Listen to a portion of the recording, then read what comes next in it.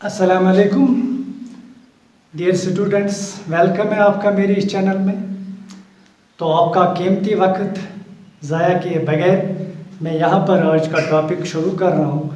तो आज का टॉपिक हमारा है rocket propulsion and rocket equation. यहाँ पर मैंने इस टॉपिक को एक और नाम से इंट्रोड्यूस किया है, changing mass in motion. Changing mass in motion. तो बेटा मैकेनिक्स में जब हम मोशन पढ़ते हैं तो यूजुअली हम किसी मूविंग बॉडी को या किसी सिस्टम को जो उसका जो मास होता है उसको कांस्टेंट कंसिडर करते हैं। लेकिन जब रॉकेट आउटर स्पेस में मूव करता है, यानी जब हम रॉकेट को स्पेस में सेंड करते हैं, तो बेटा उसका मास ये जो हमारा सिस्टम होता है रॉकेट प्लस फ्यूल, उसका mass with respect to time change होता है। तो हम इसीलिए कहते हैं कि आज का टॉपिक जो है वो है चेंजिंग मास इन मोशन। तो पहले हमारा जो पॉइंट है वो है प्रोपेल। प्रोपेल क्या होता है? प्रोपेल का मतलब होता है बेटा पुशिंग फॉरवर्ड, किसी चीज़ को पुश करना, किसी चीज़ पे थ्रस्ट अप्लाई करना, उसको हम प्रोपेल कहते हैं। तो रॉकेट प्रोपल्शन की डेफिनेशन तो खुद इससे निकल आती है कि रॉकेट प्रोपल्शन जो होता है वो होता है सेंडिंग ए रॉकेट इनटू आउटर स्पेस। तो रॉकेट प्रोपल्शन क्या होता है? सेंडिंग ए रॉकेट इन आउटर स्पेस, रॉकेट को आउटर स्पेस में सेंड करना, उसको हम रॉकेट प्रोपल्शन कहते हैं। रॉकेट को हम आउटर स्पेस में सेंड इसलिए करते हैं क्योंकि हमें किसी वक्त सैटेलाइट को या किसी स्पेस शटल को स्पेस में ले जाना होता है, उसके लिए हम रॉकेट्स का यूज़ करते हैं। तो हमारा जो आज का सिस्टम है, यानी आज जो जिसकी मोशन हम डिस्कस कर रहे हैं, उस सिस्टम में हमारे पास है rocket plus fuel. Rocket means यहाँ पर मतलब है हमारा रॉकेट से एम्प्टी रॉकेट, जब सिर्फ और सिर्फ रॉकेट था, उसमें फ्यूल नहीं था, और फिर रॉकेट को सेंड करने के लिए, मूव करने के लिए हमें बहुत सारे फ्यूल की ज़रूरत पड़ती। तो हमारा जो सिस्टम है वो है रॉकेट प्लस फ्यूल। ये आप इस वीडियो के एंड तक याद रखेंगे बेटा। हमारा सिस्टम, जॉन सर ने क्या कहा था, सिस्टम हमारा है रॉकेट प्लस फ्यूल। ये जो हमारा सिस्टम होता है बेटा, इसमें रॉकेट का जो मास होता है वो होता है ओनली 20%, और जो फ्यूल्स इसमें यूज़ होते हैं उनका मास होता है तकरीबन 80%। आप ऐसा समझ सकते हैं, अगर हमारे सिस्टम का मास है 10 kg, तो रॉकेट का मास होगा 2 kg और इस फ्यूल का मास होगा 8 kg। तो ये पॉइंट मैं यहाँ मेंशन करूँ। Mass of rocket, mass of rocket जो होगा वो होगा 20% of total mass, and mass of fuel जो होगा वो होगा 80% of total mass. Total mass आपको पता चला होगा, टोटल मास मतलब total mass of the system. तो अब इसके बाद हम बात करेंगे रॉकेट आउटर स्पेस में कैसे जाता है, यानी किस मतलब इस पे फोर्स जो होता है, फोर्स जो अप्लाई होता है वो कहाँ से पैदा होता है, उसको हम अब डिस्कस करेंगे। बेटा एक्चुअली यहाँ पर न्यूटन्स थर्ड लॉ का इस्तेमाल होता है। तो जब रॉकेट प्लस फ्यूल हमारा सिस्टम होता है, तो रॉकेट के कंबस्शन चैम्बर में, यानी इंजन आप कह सकते हैं, कंबस्शन चैम्बर में बहुत सारा फ्यूल होता है। वो फ्यूल जब बर्न होता है तो वो रॉकेट के बैक हिस्से से इजेक्ट होता है। यहाँ हमने लिखा है इजेक्टेड गैस, यानी जो रॉकेट के कंबस्शन चैम्बर में गैसेस बर्न हुई वो रॉकेट के बैक पोर्शन से इजेक्ट होती हैं। तो रॉकेट आप मान लीजिए उन गैसेस पे एक्शन अप्लाई करता है, यानी उन गैसेस पे एक फोर्स अप्लाई करता है जिसे हम यहाँ एक्शन कह सकते हैं। तो according to Newton's third law of motion, ये जो इजेक्टेड गैस है ये रॉकेट पे रिएक्शन फोर्स अप्लाई करता है, जिसकी वजह से रॉकेट स्पेस में मूव करता है। तो कंटिन्यूअसली रॉकेट को मूव कराने के लिए और ग्रेविटेशनल पुल ऑफ अर्थ को ओवरकम करने के लिए हमें बहुत अमाउंट ऑफ गैस की यहाँ पर ज़रूरत पड़ती है। इसीलिए इस रॉकेट में जो गैस होता है वो उसकी जो तादाद होती है वो तकरीबन 80% होती है। मुझे उम्मीद है कि आपको समझ आया होगा इस रॉकेट प्रोपल्शन के पीछे जो फिजिक्स है, तो वो है बेसिकली न्यूटन्स थर्ड लॉ। यहाँ पर हम लीनियर मोमेंटम का भी यूज़ करेंगे, लेकिन फिलहाल हम थर्ड लॉ की बात करते हैं। तो एक बार फिर रॉकेट में गैसेस बर्न होती है, वो रॉकेट के रियर यानी पीछे हिस्से से इजेक्ट होती हैं। तो गैसेस की वजह से रॉकेट पे एक रिएक्शन फोर्स अप्लाई होता है, जिसकी हेल्प से रॉकेट फॉरवर्ड डायरेक्शन में मूव करता है। तो यहाँ हमने वेलोसिटी ऑफ इजेक्टेड गैस को U से डिनोट किया है और वेलोसिटी ऑफ रॉकेट को हमने V से डिनोट किया है। अब हम ये जो रॉकेट का प्रिंसिपल होता है तो उसके बारे में यहाँ डिस्कस करेंगे।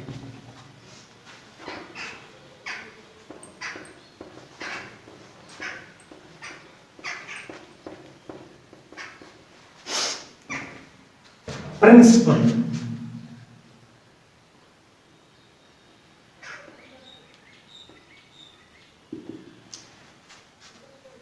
बेटा, रॉकेट प्रोपल्शन फिजिक्स के दो प्रिंसिपल्स पे काम करता है। पहला है कंजर्वेशन ऑफ लीनियर मोमेंटम और दूसरा है Newton's third law of motion.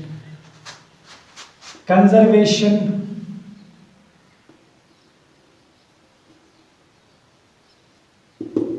Of linear momentum and second one is Newton's third law of motion.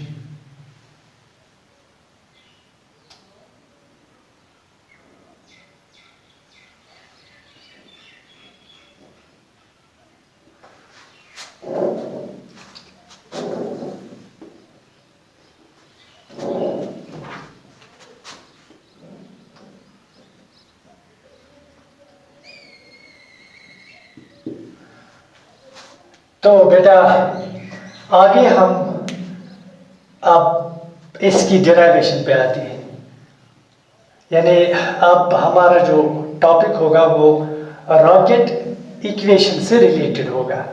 यहाँ पर बेटा मैं 3 इंस्टेंट्स को कंसिडर करूँगा, 3 इंस्टेंट। पहला इंस्टेंट जब time when t is equal to 0 यानी इनिशियल instant, दूसरा instant when time was t, at any instant time was t, तो दूसरा instant वो consider हम करेंगे। और तीसरा instant when time was t plus dt, यानी हम consider करेंगे कि तीसरा instant जो है उसमें हम time को एक small amount dt से increase करेंगे। तो इन 3 instants को मैं यहाँ mention कर रहा हूँ। पहला instant at t equal to 0, मान लीजिए mass of the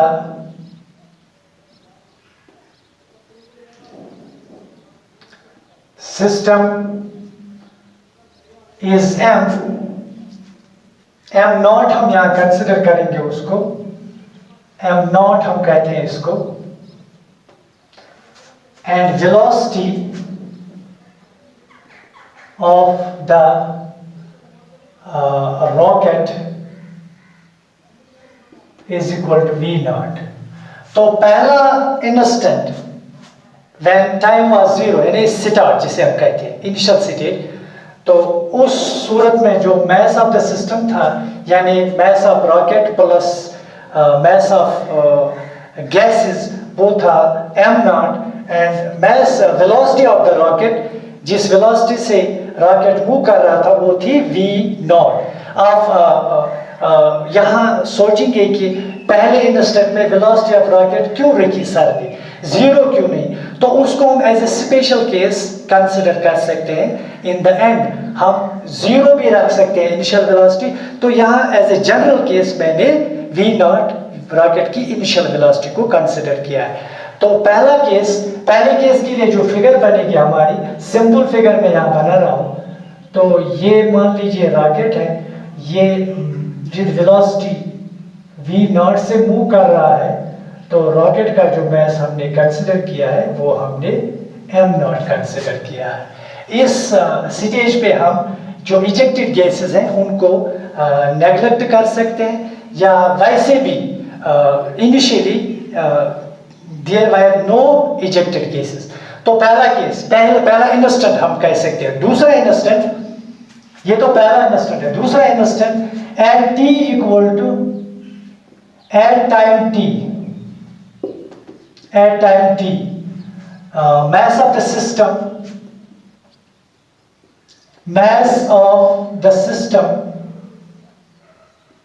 is equal to m, and velocity of the rocket is equal to v।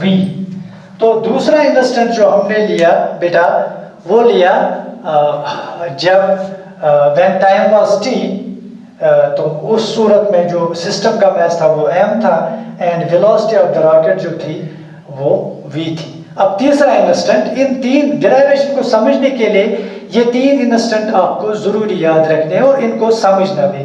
तो दूसरे इंस्टेंट के लिए जो हमारी फिगर होगी वो इस तरह होगी। ये मान लीजिए आप rocket, it is moving upwards with a velocity v and mass of the rocket is m। अब हम इंस्टेंट थर्ड को लेंगे at time t plus dt। तो यहाँ टाइम को एक स्मॉल अमाउंट dt से इंक्रीज कर रहे हैं, तो हम देखेंगे इस सूरत में जो वेलोसिटी ऑफ रॉकेट होगी या मास ऑफ द रॉकेट जो होगा उसको हम यहाँ डिस्कस करेंगे। At time t plus dt, हम यहाँ जो इस वक्त इस केस में जो गैसेस बर्न हो रही हैं, इजेक्टिंग गैसेस, उनको हम उनका जो अमाउंट होगा उसको हम dm से डिनोट करेंगे। तो dm जो होगा, dm mass of the ejecting gases।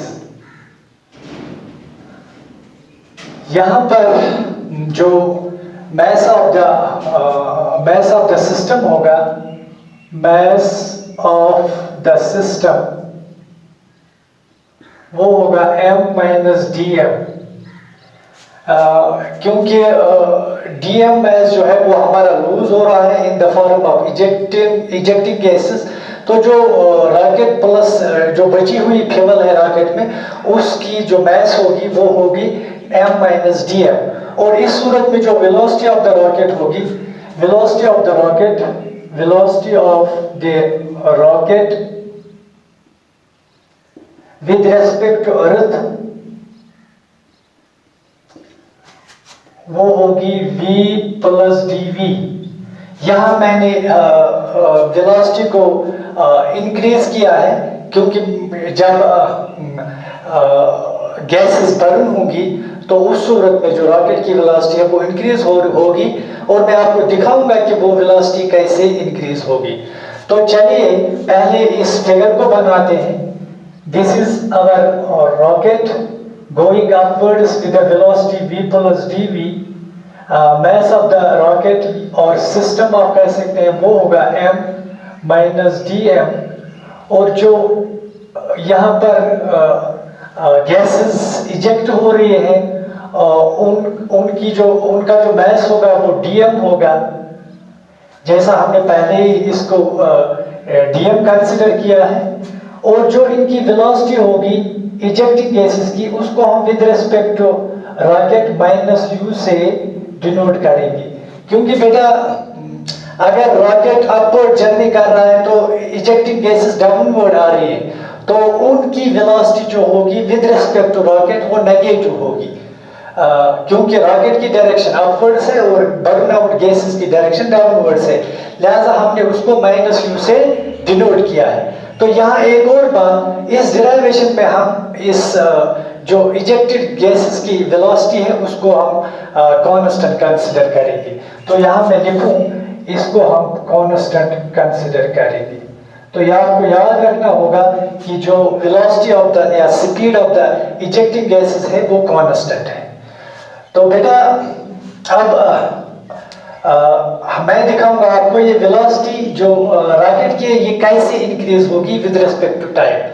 तो आप मान लीजिए, एज्यूम करते हैं कि जो रॉकेट पे इजेक्टिंग गैसेस की वजह से फोर्स अप्लाई हो रहा है उसको हम फॉर टाइम भी कांस्टेंट मान लेते हैं। तो अगर F हमारा कांस्टेंट है, हमें पता है according to Newton second law F होता है ma के बराबर, तो अगर हम इसको कांस्टेंट कंसीडर करें ma automatically clearly it will also be constant, तो ma हमारा कांस्टेंट होगा।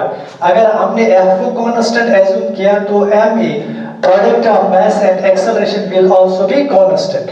तो अगर ma कांस्टेंट है लेकिन हमें पता है कि m जो है वो डिक्रीज हो रहा है with respect to time, mass of the rocket is decreasing with respect to time, so m is decreasing, m यहाँ पर जो है वो डिक्रीज हो रहा है। तो प्रोडक्ट को कांस्टेंट रखने के लिए a को इंक्रीज होना है, तो a जो है इसका मतलब ये होगा कि a इंक्रीज होगा। अगर m डिक्रीज हो रहा है तो एक्सेलरेशन इंक्रीज हो रही है, क्योंकि फोर्स हमने एज्यूम किया है कि फोर्स जो है कांस्टेंट है, तो मास डिक्रीज हो रहा है, इसका मतलब यह है कि एक्सेलरेशन इंक्रीज होगी। तो अगर एक्सेलरेशन इंक्रीज होगी वेलोसिटी भी इंक्रीज होगी। तो यही रीजन है कि जो गैसेस इस बर्न होती जा रही है रॉकेट की वेलोसिटी इंक्रीज होती जाएगी। तो हमने बेटा वेलोसिटी को स्मॉल अमाउंट dv से इंक्रीज किया है। इसके बाद आगे देखिए, माइनस यू हमने यहाँ पर velocity of speed of ejecting gases with respect to rocket consider किया है। तो हम यहाँ पर लिखेंगे velocity of gases with respect to rocket is equal to minus u. लेकिन आप देखिए यहाँ मैंने velocity of rocket with respect to earth v plus dv लिया है, तो हमें वेलोसिटी ऑफ जो इजेक्टिंग गैसेस है उसको भी विद रिस्पेक्ट टू अर्थ ही लेना है। तो उस सूरत में हमें थोड़ा सा मैथमेटिक्स यहाँ करना होगा। पहले देखिए velocity of ejected gases with respect to rocket is minus u. अब देखिए हम कैसे इसको फाइंड आउट करें कि जो वेलोसिटी ऑफ इजेक्टिंग गैसेस होगी विद रिस्पेक्ट टू अर्थ वो कितनी होगी।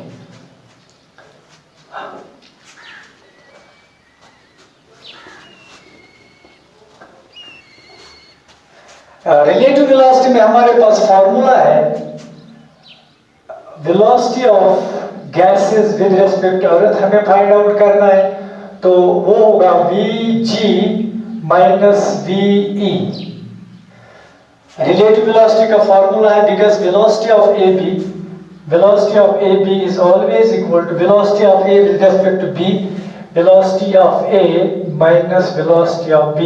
इसके लिए मैंने रिलेटिव वेलोसिटी पे वीडियो बनाया है, तो आप उसको देख सकते हैं। तो यहाँ अगर मैं हमें VGE velocity of gases with respect to earth find करना है, तो यहाँ अगर मैं R को इंट्रोड्यूस करूँ राइट साइड में, तो यहाँ भी R को इंट्रोड्यूस करना पड़ेगा राइट साइड में।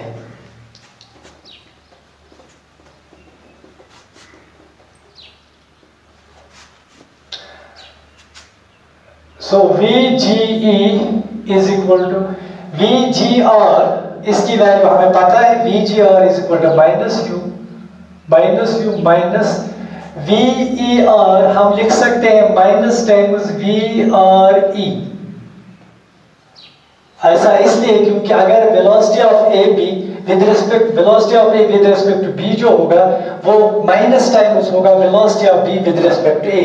तो यहाँ अगर velocity of earth with respect to rocket है तो इसका मतलब है ये माइनस टाइम्स होगा velocity of rocket with respect to earth.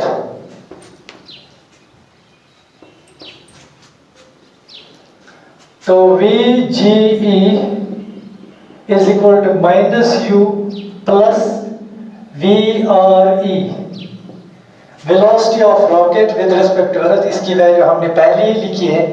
So this is equal to minus U plus V plus dV।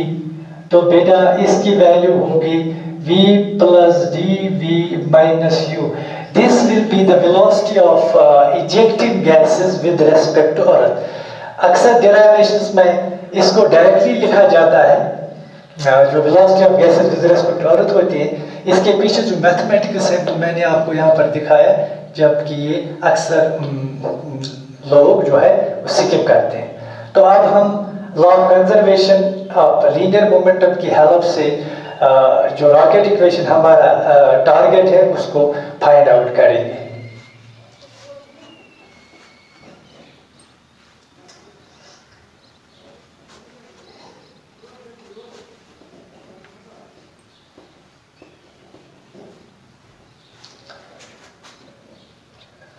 So linear momentum of the system at time t plus dt हम लेंगे, और linear momentum of the system at time t।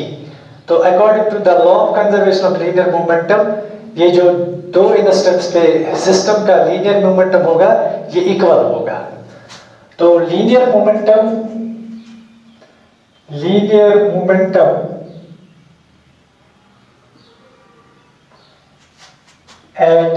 of the system understood at time t is equal to mv, जैसा पहले हमने दूसरे instant में इसको discuss किया है। तो अब हम लेंगे linear momentum of the system eight time t plus dt। Linear momentum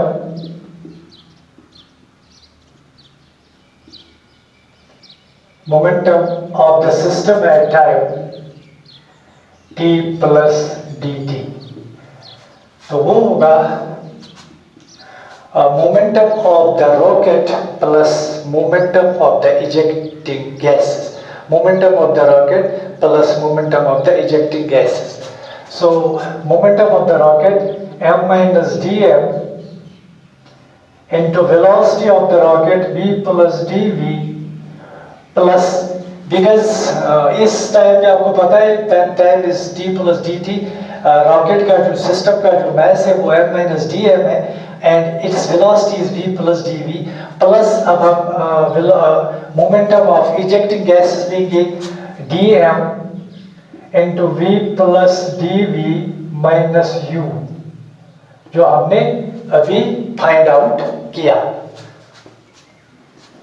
तो according to the law of conservation of linear momentum ये दोनों की वैल्यू जो होगी वो सेम होगी, तो हम इन दोनों को इक्वेट कर सकते हैं। तो according to the law of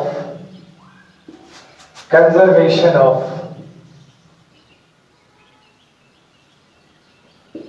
momentum M V, और हम पहले ये लिख सकते हैं m minus D M into V plus D V plus D M into V plus D V minus U will be equal to M V. तो आप multiply करते हैं m into V plus m D V minus v dm minus dm dv plus v dm plus dm dv minus u dm is equal to m into v। तो बेटा m v on both sides cancel होगा, M V यहाँ भी है यहाँ भी है तो कैंसिल होगा, और यहाँ वी डी एम नेगेटिव है, वी डी एम पॉजिटिव है, ये भी कैंसिल होगा। तो हमारे पास बचा M D V, M D V, D M D V negative है, D M D V positive है, दोनों कैंसिल हो जाएंगे। तो हमारे पास रहा M D V minus U D M is equal to 0, minus u dm is equal to 0, which implies dv पहले लिखेंगे m dv is equal to u times dm, और we can write dv is equal to u dm divided by m। तो बेटा आगे देखिए,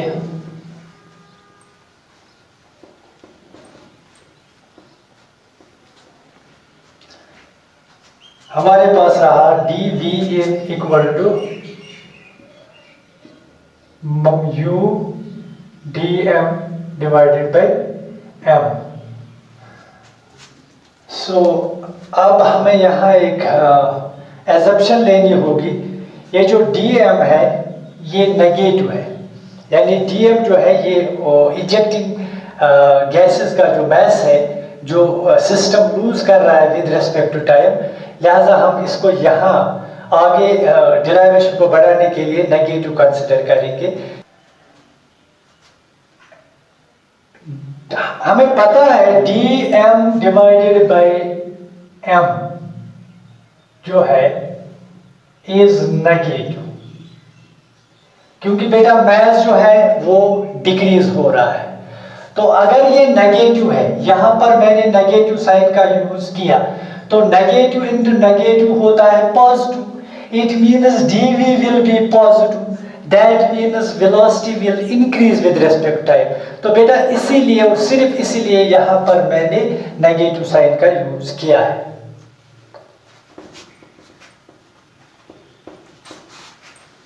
अब हम initial conditions को लेते हैं। Initially when time was 0 and the second instant when time was t, तो उस सूरत में एट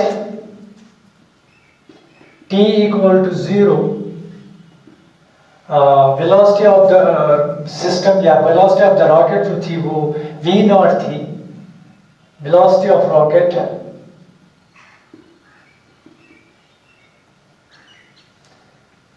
या हम ऐसे लिख सकते हैं शॉर्ट फॉर्म्स में, when time was 0 v was v naught and m was m naught।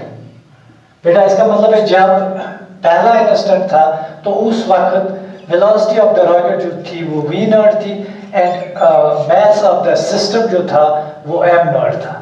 Eight time t velocity of the rocket v थी एंड mass of the system जो था वो m था। तो आप फिर से समझ लीजिए, एट टाइम t वेलोसिटी जो रॉकेट की थी वो v थी एंड mass of the system जो था वो m था।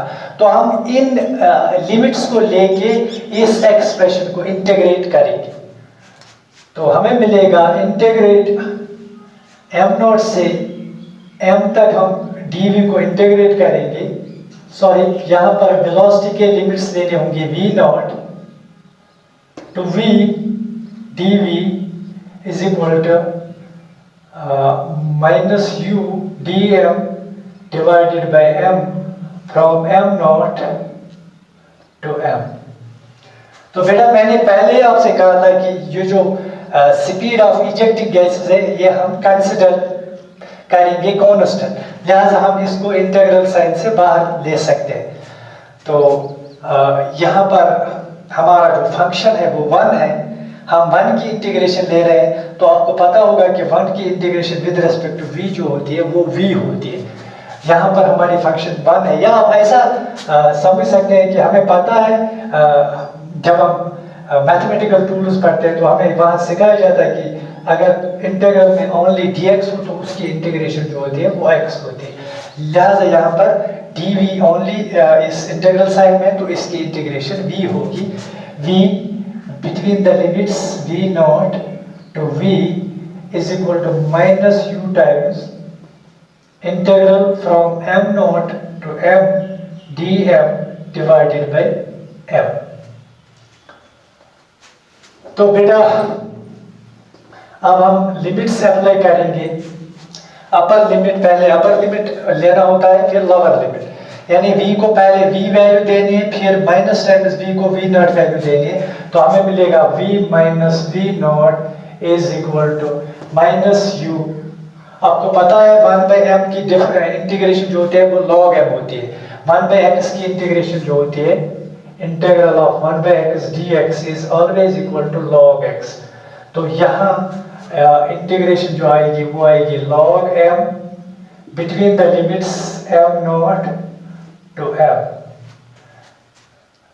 v minus v nought is equal to minus u times, अब पहले upper limit log of m minus m को हम पहले अपर लिमिट की वैल्यू देंगे फिर lower limit minus log of m not.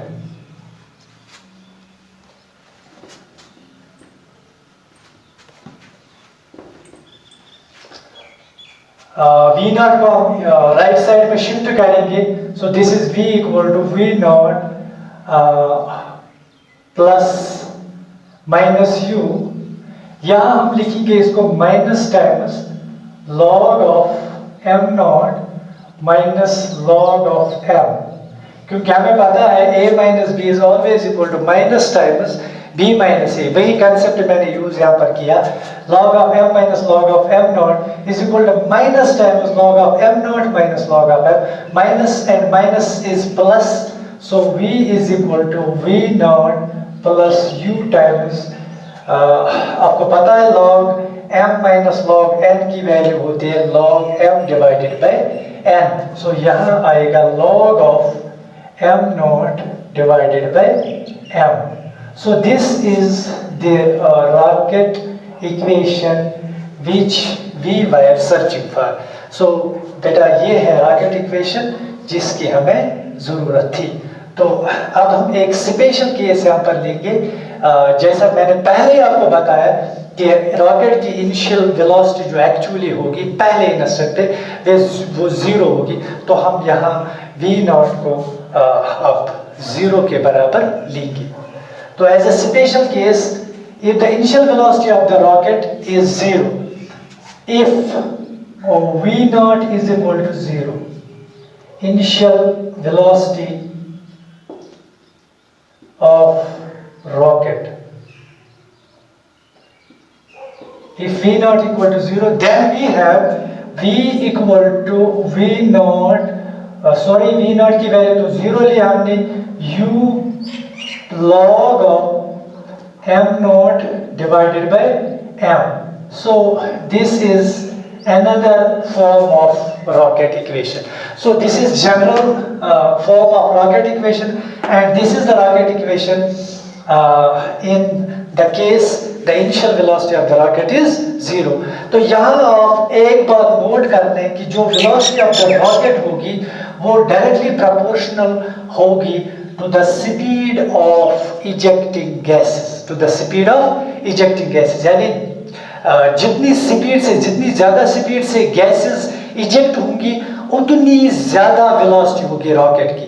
जिस इंस्टेंट पे जितनी ज़्यादा स्पीड होगी इजेक्टिंग गैसेस की उस इंस्टेंट पे रॉकेट की वेलोसिटी उतनी ज़्यादा होगी। तो the velocity of the rocket is directly proportional to the speed of the ejecting gases. To the speed of the ejecting gases. अब हम फाइनली देखेंगे जो रॉकेट पे इजेक्टेड गैसेस से थ्रस्ट अप्लाई होता है उसकी वैल्यू कितनी होती है। तो चलिए थ्रस्ट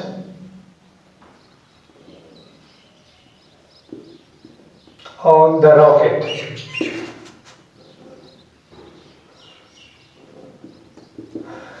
बेटा ये जो थ्रस्ट होता है ये normal reaction force applied by the ejected gases on the rocket.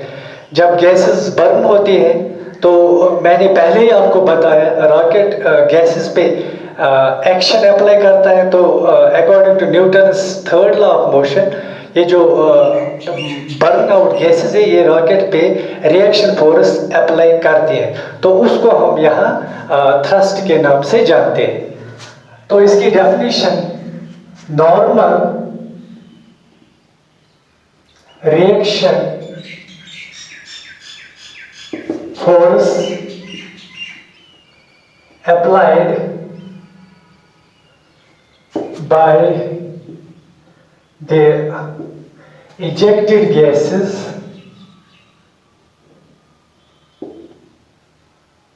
on the rocket। तो यहाँ हम इसकी वैल्यू फाइंड आउट करेंगे। हमें पता है, हमने पहले ही डिराइव किया है, dv जो होता है dv is equal to minus u times dm divided by m।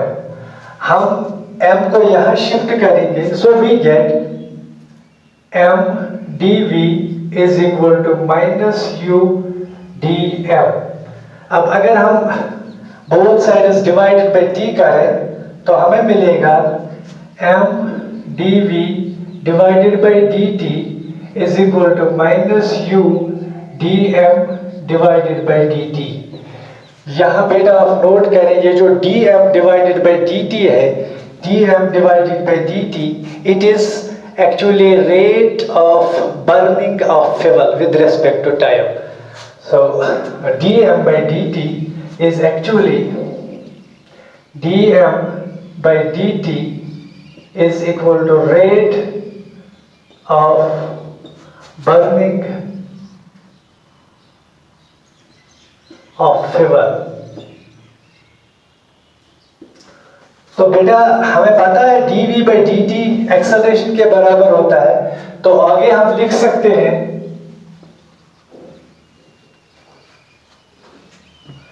m dv by dt is acceleration is equal to minus u dm by dt। So ma is equal to thrust on the rocket, which is equal to F is thrust on the rocket, and that is equal to minus u dm divided by dt।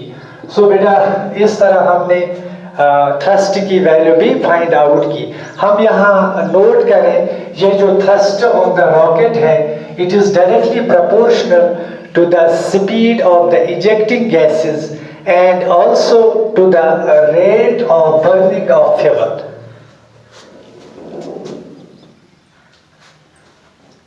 यहाँ हम लिखें this F is directly proportional to U, the speed of the ejecting gases and F is also directly proportional to dm by dt, that is rate of burning of fuel with respect to time। And जो third observation यहाँ पर है वो है negative sign की। F is minus times u dm by dt।